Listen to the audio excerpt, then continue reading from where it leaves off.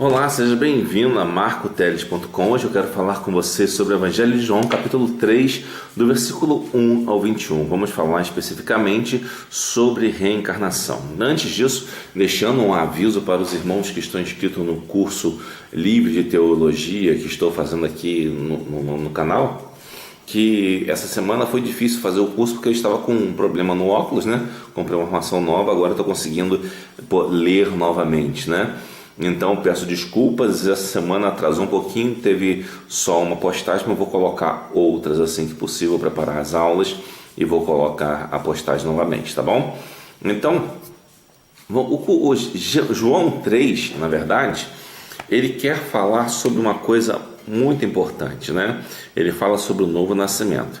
E nós temos um problema que entra aqui em João 3, que seria sobre reencarnação, né? Os kardecistas, especialmente, usam esse texto para dizer que Jesus está falando de reencarnação. Mas será que Jesus está falando disso mesmo? Alguns teólogos evangélicos dizem que Jesus não estaria falando de reencarnação, visto que os judeus não acreditavam em reencarnação. Por outro lado, eu acho que pode ter uma abordagem sim em relação à reencarnação, mas não validando a reencarnação, mas combatendo a reencarnação. Isso porque os judeus foram helenizados há muito tempo, antes de uns 300 anos mais ou menos, ou mais, antes da época de Cristo. Os judeus tiveram encontro com os gregos, né, que dominaram toda aquela região do mundo antigo. E uma das crenças da mitologia grega era a crença da reencarnação, onde os homens morriam e iam para o inferno, e lá no inferno seriam julgados e alguns reencarnavam, né? Bebiam da água de um certo rio lá no inferno e reencarnavam. Então isso era uma crença comum, tá? Agora, sabendo que essa crença era comum lá entre os povos daquela região e que os judeus estavam atentos a isso, embora não acreditassem na reencarnação, é de se entender qual foi a intenção de Nicodemos, melhor dizendo, ao visitar Jesus, né? Qual era a intenção de Nicodemos? Era simplesmente ver quem era Jesus, aprender de Jesus ou combater Jesus? Eu diria que a ação de Nicodemos foi meio que dupla. Ele queria, na verdade, confrontar Jesus para saber qual era a doutrina dele e quem ele era. Nicodemos estava em dúvida. E logo depois nós vemos que essa dúvida de Nicodemos meio que foi sanada, porque em outro momento, quando o Sinédrio estava reunido para matar Jesus, Nicodemos foi a favor de Jesus. Então nós vemos que Nicodemos estava ali para conhecer, para sondar a Cristo, né? E nessa sondagem que ele fez, ele tentou colocar algumas situações onde poderiam ser, digamos, cascas de banana, né? Diz ainda o versículo 1 que havia entre os fariseus, começando o texto aqui para a gente acompanhar a leitura do texto e entender. Havia entre os fariseus um homem chamado Nicodemos, príncipe dos judeus, ou seja, ele era um dos judeus mais importantes que estavam ali. E este foi ter de noite com Jesus e disse-lhe, ou seja, o ter de noite é uma coisa muito significativa, porque ele era um príncipe, né? Ou seja, uma pessoa importante, e uma pessoa importante andar de noite não era algo muito comum, porque ela estaria sujeita aos assaltos e coisas desse tipo, né? E até a ataques à sua própria integridade, porque era uma pessoa importante naquele ambiente. Então não era normal que uma pessoa, digamos assim, importante andasse à noite, e nem era normal que as pessoas, de um modo geral, andassem à noite. Quando as pessoas andavam à noite é porque elas queriam esconder alguma coisa, né? Quem andava à noite geralmente eram os ladrões e as prostitutas e os bêbados, né? Você vê, por exemplo, ou os desesperados, né? E você vê também uma parábola de Jesus em que Jesus fala sobre o amigo inoportuno, aquele amigo que perturba muito até conseguir alguma coisa, né? Conta a parábola que um amigo estava em casa, já recolhido à noite, né? E de noite ele disse, você não podia ir na casa das pessoas. E esse amigo recebe alguém na casa dele e vai à casa desse, não tem nada para oferecer, vai à casa desse outro amigo e começa a pedir. E este amigo diz para ele, olha, já é de noite, já fechei a casa e não vou te atender. Mas o amigo insiste tanto que esse amigo que estava já acomodado para dormir vai e atende ele. Ou seja, mostra que não é uma coisa trivial, não é uma coisa comum. Andar à noite naquele tempo não era comum. Assim como no Brasil também não era muito comum tempos atrás, né? Agora que nós temos luz elétrica, as coisas mudam muito, porque você tem uma iluminação para andar à noite, tá? Mas quando não tinha, as pessoas tinham um horário, vinham até dos cultos, andavam alguns quilômetros, às vezes no escuro, mas andavam sempre em grupos, né? Para que pudessem até se ter uma certa segurança. Mas não era comum, tá? Não era comum. Então nós vemos aqui que ir à noite à casa de alguém não era algo comum. E é interessante que ele não foi, essa reunião não foi na casa de Nicodemos, ou seja, Jesus não foi à casa de Nicodemos. Nicodemos não o recebeu na sua casa, ele foi à casa de Jesus. Mais um sinal de que ele queria estar num ambiente onde ele não pudesse ser reconhecido, onde os fariseus não iriam estar, né? Bom, então sabendo que Nicodemos estava com essa questão de avaliar quem era Jesus, mas sem a aprovação dos fariseus, e que não queria desagradar aos fariseus, né? Nicodemos foi ter com ele à noite e disse-lhe: Rabi, ou seja, mestre, né? Bem sabemos que és mestre vindo de Deus, porque ninguém pode fazer esses sinais que tu fazes se Deus não for com eles. Ou seja, Nicodemos está dizendo aqui para Jesus um elogio, simplesmente para que Jesus possa elogiar, aceitar o elogio e falar alguma coisa. É um recurso de você sondar uma pessoa, né? Um recurso retórico para sondar uma pessoa. Aí Jesus responde a Nicodemos. Ele diz o seguinte: na verdade te digo que aquele que não nascer de novo não pode ver o reino de Deus. Aí Nicodemos ouve isso, como nascer de novo? E Nicodemos pergunta: como pode um homem nascer sendo velho? Porventura pode tornar a entrar no ventre de sua mãe e nascer? Bom, como eu disse no início, os gregos que dominaram aquele mundo antigo, nesse período aqui já eram os romanos, mas traziam muito da cultura grega, eles acreditavam em reencarnação. Então acredito aqui que Nicodemos, quando está confrontando Jesus, ele está vendo se Jesus não está falando uma coisa errada, uma doutrina errada. Pensando assim, se Jesus está falando alguma coisa errada, está dizendo que tem reencarnação, se a Bíblia não diz que tem reencarnação. Então Jesus responde para Nicodemos: na verdade te digo que aquele que não nascer da água e do Espírito não pode entrar no reino de Deus. Ou seja, nascer da água e do Espírito significa se converter e aceitar a Jesus como seu Salvador, reconhecer os seus pecados e encontrar a vida eterna, né? Ao contrário, que essa doutrina da reencarnação ela pressupõe um merecimento do sujeito, né? Aqui Jesus está mostrando: aquele que não nascer da água e do Espírito, ou seja, aquele que não se arrepender, né, e que não se submeter ao Espírito, não pode entrar no reino de Deus. Porque aqueles que reencarnavam, ou conforme a forma que reencarnavam, dizia-se que dependia de um tipo de mérito dessa pessoa, né? Então, sendo uma questão meritória, obviamente, não tinha nada a ver com o que Jesus está dizendo. E o que Jesus quer dizer nascer da água? Está dizendo aqui o batismo. Você vai ver mais à frente, depois do versículo 21, você vê João Batista batizando no deserto. Então, nascer da água é confessar os seus pecados, né? E demonstrar, testificar de Jesus, dar um testemunho de que Jesus é Deus e que Ele mudou a sua vida. E ele continua dizendo ainda, Jesus: o que é nascido da carne é carne, o que é nascido do Espírito é Espírito. Ora, isso aqui mostra que não há base para a reencarnação, porque a reencarnação já diz voltar para a carne, né? Entrar na carne de novo. Ou seja, ele está dizendo aqui que quem nasce da carne é carne e não recarne, né? E quem nasce do Espírito é Espírito. Você só nasce do Espírito uma vez, certo? E também quem nasce da carne nasce só uma vez.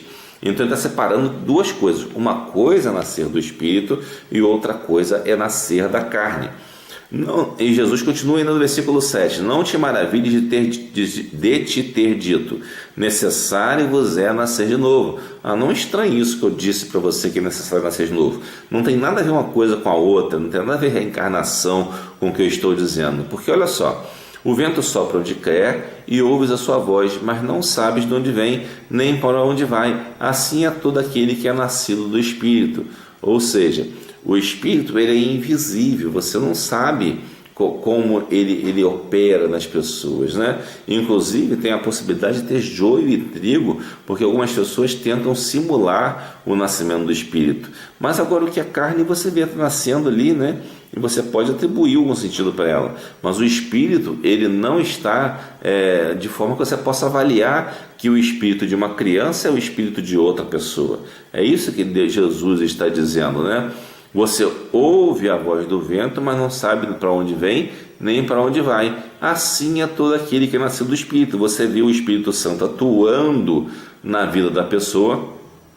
Você vê que o Espírito Santo tem alguma coisa na vida daquela pessoa, tem uma presença na vida daquela pessoa, mas que não é um espírito que você pode dizer assim, ele vai sair de fulano e entrar em ciclano, ou que você vai ter uma determinação de que vai nascer, vai morrer e depois vai nascer de novo e por aí vai. Você não pode determinar esse caminho do espírito.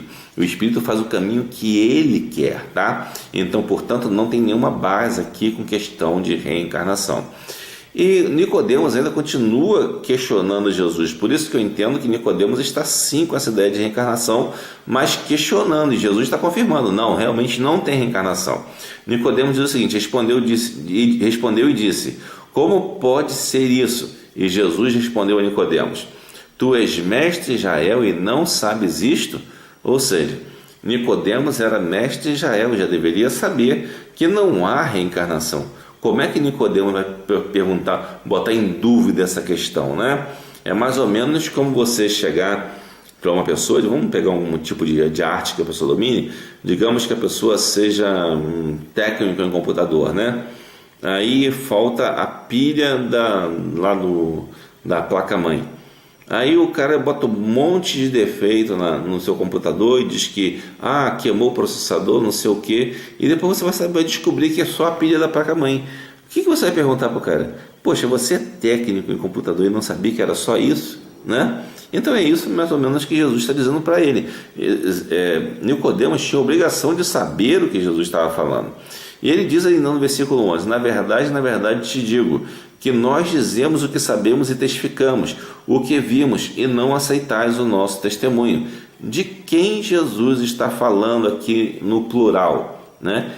Pode-se pensar que está falando dos apóstolos, dele, dos apóstolos. Não, ele está falando da trindade, dele, do Pai e do Espírito Santo. Ou seja, o Jesus, enquanto trindade, ele falava de coisas de Deus, que era o próprio Deus, e Nicodemos não estava aceitando testemunho de Deus. E se vos falei de coisas terrestres e não crestes, como crereis se vos falar das celestiais? Ou seja, se ele está falando de uma coisa terrestre ali, propriamente dita, que é simplesmente a conversão ali, que ele está falando, o ato de conversão, né, é uma coisa que acontece aqui na Terra. Depois que você morreu, você não tem mais oportunidade de se converter. Então, quando você está na Terra, você tem a oportunidade de aceitar Jesus e de se converter. Então, se ela não consegue entender que é necessário se converter aqui na Terra, se Jesus falasse das coisas do céu, não teria condição de compreender de forma nenhuma.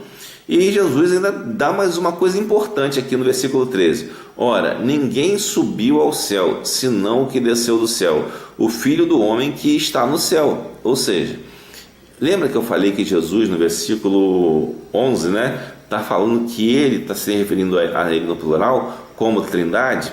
No versículo 13, ele diz que ninguém subiu ao céu, ou seja, ninguém reencarnou ou passou pelo mundo dos mortos de alguma forma, que pudesse voltar, né, para esse mundo. O único que fez isso, né, que se encarnou conhecendo já o céu, ninguém conhece como é o céu, como é o antes da vida, né, porque nós somos gerados no ventre das nossas mães e automaticamente a nossa alma também é gerada ali. E ele, por Deus, obviamente. E o que acontece? Ninguém subiu ao céu veio do céu para saber isso. Quando ele diz subiu ao céu, que você fez um trânsito pelo céu e voltou aqui para saber isso. Por isso que é estranho quando alguns evangélicos dizem que foram ao céu, foram ao inferno e voltaram. É estranho isso, né? E a não ser o Filho do Homem que está no céu. O Filho do Homem é o quê? É uma forma como Jesus se referia a ele mesmo. E interessante que ao mesmo tempo que ele se refere a ele no plural enquanto trindade, ele diz que ele subiu ao céu, desceu do céu e está no céu. Ou seja, ele estava no céu enquanto trindade, enquanto Pai e Espírito Santo. Percebe? Então nós vemos aqui também uma manifestação da trindade. Nós vemos que Nicodemos meio já não discorda disso. Ele já começa a compreender alguma coisa. E Jesus diz o seguinte, que ele como Filho do Homem, que está no céu e que subiu e desceu ao céu, o único que fez isso, mais ninguém fez, portanto não existe reencarnação, porque o único que fez esse trânsito entre a terra e o céu foi Jesus Cristo. E versículo 14 diz, e como Moisés levantou a serpente no deserto, assim importa que o Filho do Homem seja levantado. Ora, o que é levantar a serpente no deserto? O povo estava enfermo por causa de seus pecados. Eles estavam sendo atacados, salvo engano, por serpentes, né, ardentes. E então Deus mandou que Moisés fizesse tipo o que eles chamam, o que mostra um cajado, né, um poste, e botasse umas serpentes de bronze, né? E nessa serpente, quando o povo olhasse para essas serpentes, eles ficariam curados.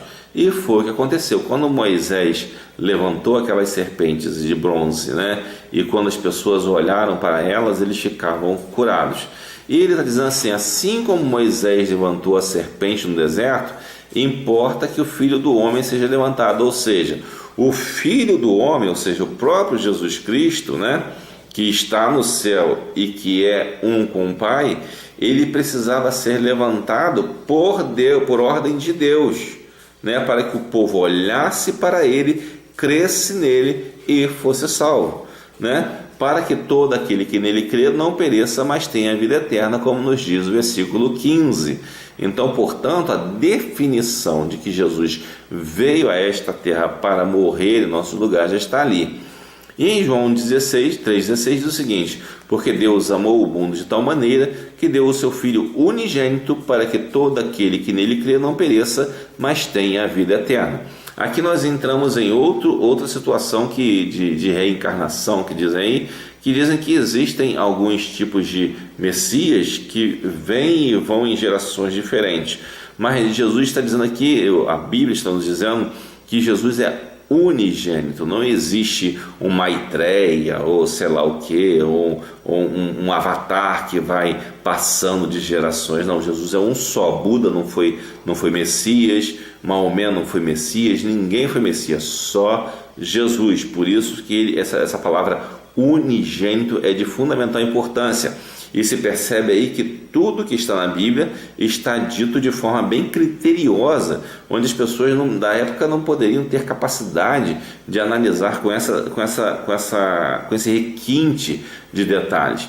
Mas vemos que pela ação do Espírito Santo isso foi feito. E esse Filho unigênito que foi dado por Deus, foi dado para que todo aquele que nele crê não pereça, mas tenha a vida eterna. O que é a vida eterna, né? O que é a vida eterna? Não morrer, certo? Então, se você crê em Jesus, automaticamente você não vai encarnar. Então, Jesus não está falando em reencarnação, né? Então, se você crê em Jesus, você vai ter a vida eterna. Porque se você morrer e reencarnar, você não tem vida eterna, você está morrendo, certo? Então, você está sendo escravo da morte. Obviamente, claro que isso não existe, mas se existisse, não estaria de acordo com a palavra de Deus, né? Se existisse, não, se alguém crê nisso, não estaria de acordo com a palavra de Deus, porque Jesus disse que quem crê em Jesus não perece, tá bom? Mas tem a vida eterna. E ele continua no versículo 17, estou lendo o versículo todo para você ver a coerência do texto, tá? Porque Deus enviou o seu Filho ao mundo não para que condenasse o mundo, mas para que o mundo fosse salvo por ele. Ou seja, o mundo já estava condenado nos seus pecados, já estava totalmente condenado por não aceitar a Jesus. Aqueles que nascem, já nascem condenado, mas quem nele crê não é condenado, porque creu em Jesus. Mas quem não crê já está condenado porque não crê no nome do unigênito Filho de Deus. Ou seja, versículo 18, E a condenação é esta. Qual é a condenação sobre os homens, sobre a humanidade? Que a luz veio ao mundo e os homens amaram mais as trevas do que a luz, porque as suas obras eram más. Ou seja, Jesus veio ao mundo, mas os homens rejeitaram a Jesus porque eles preferiam obras más, preferiam valorizar o que era mal. Porque todo aquele que faz o mal aborrece a luz e não vem para a luz para que as suas obras sejam reprovadas. Portanto, não adianta fazer nenhum tipo de ritual ou qualquer outra coisa pensando que terá uma segunda chance reencarnando. Isso não existe na Bíblia Sagrada, tá? A Bíblia não ensina isso, e a Bíblia é a única palavra de Deus, a única e verdadeira palavra de Deus. Não existe duas verdades sobre a mesma coisa. A verdade é Jesus. Jesus diz em João 14: conhecereis a verdade e a verdade vos libertará. Então, portanto, Jesus nos dá um conselho no final: quem pratica a verdade vem para a luz, a fim de que as suas obras sejam manifestas, porque são feitas em Deus. Versículo 21. Ou seja, se você pratica realmente a verdade de Deus, se você pratica a vontade de Deus, por favor, faça a vontade de Deus e aceite Jesus como seu Salvador, porque assim você estará realmente fazendo o que Deus quer, fazendo o que Deus espera de você e não agindo de forma, digamos assim, tola e irresponsável, tá bom? Então esta é a mensagem de hoje, espero que tenha ilustrado você, tenha te inspirado hoje, e saiba, não existe reencarnação. A única chance que você tem é essa, é a de hoje, de aceitar a Jesus como seu Salvador para poder viver nele em integridade de vida. Que Deus o abençoe.